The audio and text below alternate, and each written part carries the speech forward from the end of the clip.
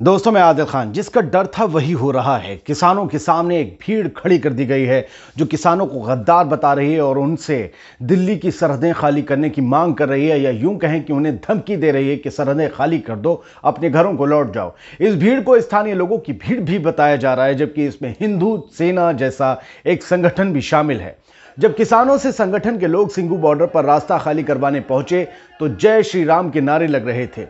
अगर ये लोग देश के पक्षधर हैं, अगर ये लोग तिरंगे के पक्षधर हैं, अगर इन्हें लगता है कि लाल किले पर बवाल के दौरान तिरंगे का अपमान हुआ है, तो फिर इन लोगों को जय श्री राम के नारे लगाने की क्या जरूरत है? क्या देश का नारा जय श्री राम है? क्या दूसरे धर्मों के नारों के कोई मायने नहीं है? क्या इस नारे को लगाने वालों को इस मुल्क में सभी इख्तियार दे दिए गए हैं, चाहे वो जो कुछ भी करें? ये नारा लगाने वाले लोग जैसे चाहें जो चाहे मनमानी कर सकते हैं क्या? तमाम गोदी मीडिया सिंघू बॉर्डर पर पहुंचे इस कुकुरमुते संगठन को आम लोगों की स्थानीय भीड़ बता रहा है। गोदी मीडिया बता रहा है कि आम लोग चाहते हैं कि दिल्ली की सरहदों पर और खास तौर से सिंघू बॉर्डर पर धरना दे रहे किसान रास्ता खाली कर दें, क्योंकि ये लोग कृषि कानूनों के खिलाफ नहीं बल्कि देश के खिलाफ हैं। याद कीजिए तो सीएए और एनआरसी के खिलाफ चल रहे विरोध प्रदर्शनों के दौरान भी ऐसे ही कुकुरमुते संगठन और भीड़ शाहीन बाग और दूसरे धरना स्थलों पर पहुंची थी। उन्होंने प्रदर्शनकारियों पर फायरिंग की थी और उनके खिलाफ नारेबाजी की थी। उन्होंने भी प्रदर्शनकारियों को देशद्रोही बताया था, जैसे ये भीड़ आज किसानों को देशद्रोही बता रही है। कमोवेश वही नजारा आज सिंघू बॉर्डर पर भी दिख रहा है। तो क्या जो स्क्रिप्ट लिखी गई थी किसान आंदोलन को खत्म और फेल करने की, उस स्क्रिप्ट के मुताबिक अब किसान आंदोलन की क्लाइमैक्स का वक्त आ चुका है और किसानों को उनके घरों की तरफ धकेल दिया जाएगा? याद कीजिए तो सीएए एनआरसी के विरोध के दौरान हुई हिंसा हुई, उसके बाद इस प्रदर्शन की रहनुमाई कर रहे नेताओं और युवाओं पर केस लाद दिए गए, मुकदमे लाद दिए गए और उन्हें जेलों में ठूस दिया गया, जो अब भी बाहर नहीं निकल पाए हो। अब भी न जाने कितने लोग आए दिन इन केसों में अंदर किए जाते हैं। फिर क्या हुआ? वो आंदोलन एक दंगे के बाद खत्म कर दिया गया। अब वैसी ही स्थिति सिंघू बॉर्डर और दिल्ली के दूसरे बॉर्डर्स पर भी धरना दे रहे किसानों के सामने आ चुकी है। और अगर ऐसा होता है जैसा दंगों में हुआ था, तो वाकई हालात बहुत ज्यादा खराब हो जाएंगे। पत्रकार विनोद कापड़ी ने भी ट्वीट के जरिए इसी तरफ इशारा किया है। कापड़ी लिखते हैं कि सीएए एनआरसी के प्रदर्शन के खिलाफ जय श्री राम की नारेबाजी करने वाली भीड़, दिल्ली के स्थानीय लोगों की भीड़, तथाकथित भीड़ अब किसानों के खिलाफ खड़ी हो गई है। कुछ भी नहीं बदला। क्या हाल कर दिया है दिल्ली का और देश का। दोस्तों, खबर अब आपको तफसील से बताता हूं। आज तक की खबर के मुताबिक लाल किले में हुई हिंसा को लेकर गांव वालों में नाराजगी दिखी। प्रदर्शनकारियों ने मांग की कि फौरन हाईवे खाली कर दिया जाए। किसान आंदोलन के खिलाफ प्रदर्शन करने वालों में हिंदू सेना संगठन और स्थानीय नागरिक भी थे, जो आज तक की खबर कह रही, स्थानीय नागरिक जो तिरंगे के साथ आए थे। प्रदर्शनकारियों ने कहा कि लाल किले में तिरंगे का अपमान किया गया, जो हम लोग नहीं सहेंगे। हम अभी तक ये प्रदर्शन कर रहे किसानों की मदद कर रहे थे, लेकिन गणतंत्र दिवस के दिन जो घटना हुई उससे हम काफी नाराज हैं। किसानों ने भी नारेबाजी की। जब गांव वालों की तरफ से यहां पर प्रदर्शन किया गया तो किसान प्रदर्शनकारियों ने भी नारेबाजी शुरू कर दी। टकराव की स्थिति बन गई। किसानों की ओर से जय जवान जय किसान के नारे लगाए गए, जो अपने आप में शानदार हैं। एक वक्त ऐसा मौका भी आया जब नारेबाजी करने वाले दोनों पक्ष आमने सामने आ गए। हालांकि कुछ वक्त बाद ही स्थानीय प्रदर्शनकारी लौट गए, क्योंकि किसान ज्यादा तादाद में थे। आपको बता दें कि गणतंत्र दिवस के दौरान हुई हिंसा के बाद से ही अलग अलग प्रदर्शन स्थल पर सुरक्षा को बढ़ा दिया गया है। ऐसे में जो लोग प्रदर्शन करने आए वो भी कुछ दूरी पर ही प्रदर्शन कर रहे थे। हिंदू सेना संगठन के लोगों ने हाथ में तिरंगे झंडे लेकर सिंघू बॉर्डर पर आंदोलन कर रहे किसानों के खिलाफ नारेबाजी की और तुरंत बॉर्डर खाली कराए जाने की मांग की। इस बीच दिल्ली पुलिस ने ट्रैक्टर रैली को रोक लिया और ट्रैक्टर रैली को लेकर पुलिस के साथ हुए समझौते को तोड़ने के लिए योगेंद्र यादव किसान नेता, बलदेव सिंह सिरसा, बलबीर एस राजेवाल समेत कम से कम 20 किसान नेताओं को नोटिस जारी किया है। उन्हें 3 दिनों के अंदर जवाब देने को कहा गया है। दिल्ली पुलिस ने भारतीय किसान यूनियन के प्रवक्ता राकेश टिकैत को भी नोटिस जारी करते हुए पूछा कि 26 जनवरी को ट्रैक्टर रैली को लेकर दिल्ली पुलिस के साथ हुए समझौते को तोड़ने के लिए उनके खिलाफ कानूनी कार्रवाई क्यों ना की जाए। ये शो कॉज नोटिस है।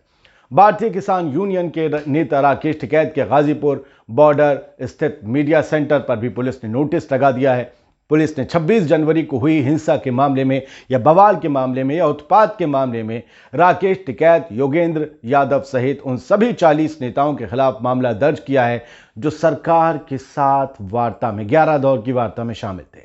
किसान नेताओं का कहना है कि 26 जनवरी को किसान ट्रैक्टर परेड में हुई हिंसा या बवाल पूरी तरह से सुनियोजित थी। किसान नेताओं ने बुधवार को ही कॉन्फ्रेंस करके कहा कि कुछ भी हुआ उसकी पूरी तरह से सरकार और पुलिस जिम्मेदार है। वहीं लाल किले पर धार्मिक झंडा लगाए जाने की किसानों ने निंदा की और आरोपियों के खिलाफ कड़ी कार्रवाई की मांग भी की। उधर यूपी गेट पर जमा हजार किसानों को यहां से हटाने की तैयारी में उत्तर प्रदेश पुलिस जुट चुकी है। बताया जा रहा है कि मेरठ ट्रेन से भारी फोर्स यहां आ चुकी है। लखनऊ से सीधे ऑर्डर हैं, संकेत दिए गए हैं कि किसानों को यहां से हटा दिया जाए। एडीजी जोन, आईजी रेंज सहित कई अधिकारियों की मीटिंग जारी है। इसी कड़ी में यूपी गेट पर भारतीय किसान यूनियन के राष्ट्रीय प्रवक्ता राकेश टिकैत से पूछताछ करने के लिए दिल्ली के गाजीपुर थाने की पुलिस भी पहुंची। इस बीच दिल्ली पुलिस भी सक्रिय हो गई है। भारतीय किसान यूनियन टिकैत के राष्ट्रीय प्रवक्ता राकेश टिकैत की टेंट पर नोटिस लगाया गया है। वहीं दिल्ली पुलिस ने बीकेयू के नेता, भारतीय किसान यूनियन के नेता जगतार सिंह बाजवा के खिलाफ भी नोटिस जारी कर दिया है। दिल्ली पुलिस ने नोटिस की कॉपी सीधे तौर पर उपलब्ध नहीं होने की वजह से बाजवा को ये कॉपी ना देकर जहां मीटिंग चल रही है, जिससे उसके सामने का जो टेंट है उस पर नोटिस चस्पा कर दिया है। हम बात कर रहे हैं सिंघू बॉर्डर की, जहां पर तथाकथित राष्ट्रभक्त लोगों की चमन चुस्की मंडी पहुंची और किसानों के खिलाफ नारेबाजी करते हुए कहा कि बॉर्डर खाली कर दो, हम अभी तक आपकी मदद करें। कैसी मदद कर रहे थे? पंजाब से उनकी रसद आ रही थी, पंजाब से उनका खाना और दवाइयां आ रही थी, आप क्या मदद कर रहे थे? लेकिन इन लोगों को अब यह मौका मिल गया है। इसी मौके की तो तलाश थी, शायद इसी के लिए स्क्रिप्ट लिखी थी। हम नहीं कहते कि सत्ता या विपक्ष कोई भी लिख सकता है, मैं तो कहता हूं कि भारत, पाकिस्तान और चाइना ने मिलकर ये स्क्रिप्ट लिखी हो सकता है देश के किसी भी प्यारे सत्ता या विपक्ष की पार्टी का इसमें हाथ ना हो, लेकिन इसमें किसानों का क्या हाथ था और उनके खिलाफ खड़ी ये मंडली कौन है? अगर ये देशभक्त हैं, अगर ये तिरंगे के अपमान के, अगर मान भी लें कि तिरंगे का अपमान लाल किले पर हुआ था और ये उस अपमान से नाराज होकर, आहत होकर वहां पहुंचे हैं, तो जय श्री राम के नारे क्यों है मेरे भाई? भारत माता की जय तुम लगाते हो, वो तक ठीक है, जय हिंद, हिंदुस्तान जिंदाबाद क्यों नहीं, India is great, why not? Bharat माता की जय लगाते हो वो नहीं, जय श्री राम क्यों? जय श्री राम क्यों? क्या ये देश का नारा है? क्या ये 125 करोड़ हिंदुस्तानियों का नारा है? जाहिर सी बात है कि तुम जिस मंडली से आते हो, एक नारंगी मंडली से आते हो, उसका नारा है सिर्फ राम की जय होनी चाहिए। लेकिन इस मुल्क में, इस सेकुलर मुल्क में बहुत से धर्म हैं, उन सारे धर्मों की फिर जय होनी चाहिए। अगर आप 125 करोड़ लोगों की रहनुमाई करने सिंघू बॉर्डर पर पहुंचे थे कि भारत की जनता चाहती है कि बॉर्डर खाली हो जाए, तो उसमें याली और जो है से आपका भारत माता की जय, जय श्री राम, सत श्री अकाल, जो कहते हैं वाहेगुरु जी दा खालसा, सभी कुछ होना चाहिए था ना। जय श्री राम का मतलब है कि कोई एक सिलेक्टेड मंडली पहुंची थी, ये वैसी ही मंडली पहुंची थी जो भगवान राम को बदनाम करने के लिए शाहीन बाग भी पहुंची थी। उन्होंने नारे लगाए, गोली चलाई और लोगों को धमकी दी। ये लोग दरअसल किसी धर्म के लोग नहीं हैं, ये धर्मों के दुश्मन हैं। एक धर्म के नहीं, जिस धर्म में इन्होंने गलती से जन्म लिया उसके भी दुश्मन हैं, जिस धर्म को ये गलत मानते हैं उसके भी दुश्मन हैं, ये मानवता के दुश्मन हैं। ये काम किसका है? जब सोचिए कि दिल्ली में इतना बवाल हो चुका हो, तो ये लोग बॉर्डर तक, जहां किसान सिंघू बॉर्डर पर बैठे हैं, वहां तक कैसे पहुंच सकते हैं? जबकि 2-3 लेयर सिक्योरिटी कर दी गई, जैसे पहले जानकारी आई थी। ये उसको पार करते हुए, झंडे हाथों में लेकर नारेबाजी करते हुए कैसे पहुंच गए? क्या एक बार फिर से खुफिया इनपुट खत्म हो चुका है? खुफिया इनपुट पूरी तरीके से तहस नहस हो चुका है। लाल किले में लोग घुस जाते हैं, उत्पात मचाते हैं, झंडा लहराते हैं, दिल्ली में तोड़ फोड़ करते हैं, किसान बदनाम हो जाते हैं, किसान आंदोलन का चेहरा खराब हो जाता है। उसके बाद लोग नारेबाजी करते हुए, जय श्री राम करते हुए सिंघू बॉर्डर पर जहां किसान है वहां पर पहुंच जाते हैं। सोचिए कि किसान एक तरफ, दूसरी तरफ ये भीड़ चंपुओं की, और अगर ये एक टकराव हो जाता तो फिर क्या होता? फिर कहा जाता कि किसानों ने आम लोगों पर भी हमला बोल दिया, उन्हें लहूलुहान कर दिया। क्या यही चाहते हैं जैसे दिल्ली के दंगों में हुआ था? एक बार पुलिस ने लाठीचार्ज कर दिया जामिया में, दूसरी बार सीलमपुर में लाठीचार्ज कर दिया, लेकिन वो धरना चलता रहा। उसके बावजूद क्या हुआ? दिल्ली में दंगे हो गए। इतना उकसाया गया लोगों को, इतना जहर उनके अंदर भर दिया गया कि दिल्ली के दंगे हो गए और दिल्ली की पुलिस उसे कंट्रोल करने में नाकाम रही। लोगों के घर जल गए, लोगों की इबादतगाहें जल गईं और उसके बाद वो आंदोलन खत्म हो गया। उस दौर में कोरोना भी आ गया था, उसके साइड इफेक्ट शायद बाद में आए जब कोरोना चला जाए।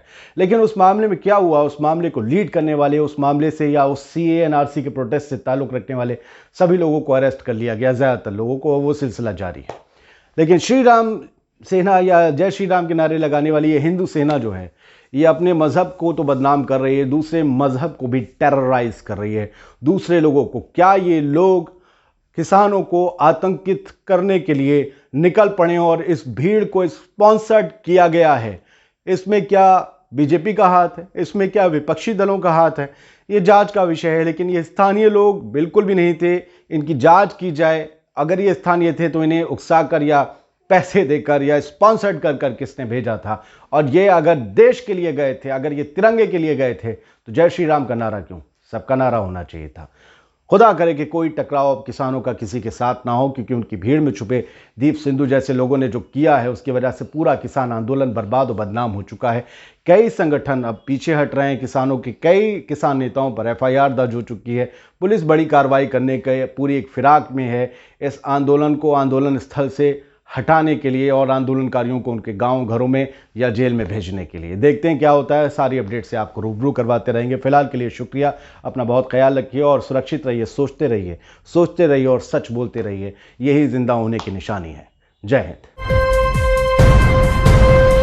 लाइव टीवी, सच सबसे आगे।